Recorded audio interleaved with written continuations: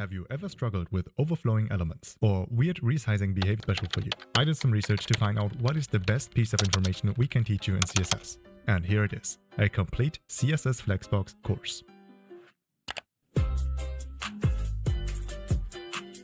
I know from experience that understanding Flexbox will get you to a level of superior understanding of how things work in CSS. When I first heard about it years ago, it completely changed the way I approach coding in CSS. It will enable you to create beautiful and responsive layouts in any imaginable way. You're going to feel so much more confident when approaching typical CSS problems like how to center a div or how can I make my website responsive with just a few lines of code. It all starts with HTML, where you have to define your reference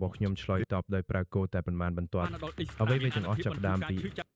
HTML If you ever wondered, should I use grid or ដែលវា Flexbox ក៏មិន for សូវ this មាន layout, ភាពសប្បាយរីក then រាយ this ជាងបន្ video is តិច for you.